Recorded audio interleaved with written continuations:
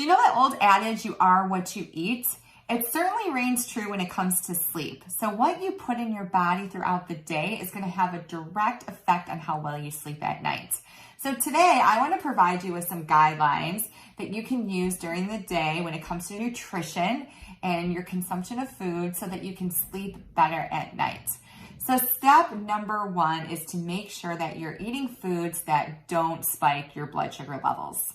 The reason why is when our blood sugar raises, then our body produces cortisol.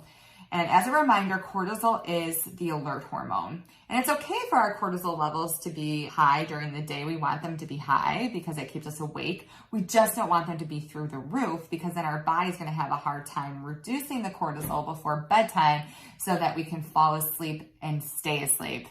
So with each meal, I would make sure that you're eating a little bit of protein. So, eggs or meat, nuts, nut butters, beans, and also foods that have carbs that have a low glycemic index. So the glycemic index is a rating system that's used for carbohydrates to indicate the effect that the food has on your blood sugar. So the higher the glycemic index, the more the food is going to spike your blood sugar levels. So I am going to post a link to a guide that you can use to determine if a food has a low glycemic index. But just as a rule of thumb, foods with a high glycemic index that you want to stay away from are starchy foods. So potatoes, white rice, pasta that's not whole grain pasta, white bread, starchy vegetables like carrots and corn, and then fruit that is very sweet, like watermelon, bananas. So that's just a little snippet of the foods that you want to try to avoid. So if you're eating a protein and you're eating foods that have a low glycemic index with each meal, that's going to keep your blood sugar levels in check and your cortisol in check.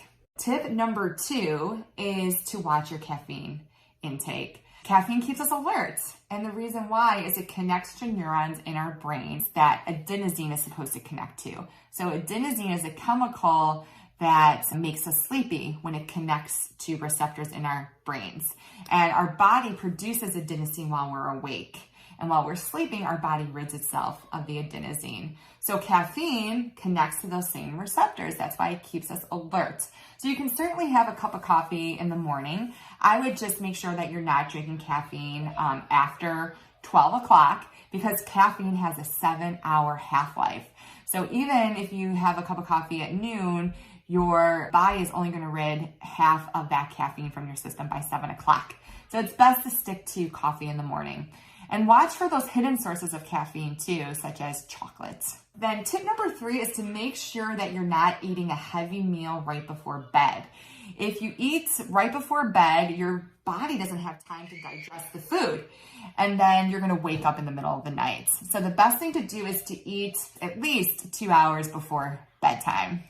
So I hope that these tips are going to help you to make better choices during the day in terms of your nutrition so that you can get better sleep at night.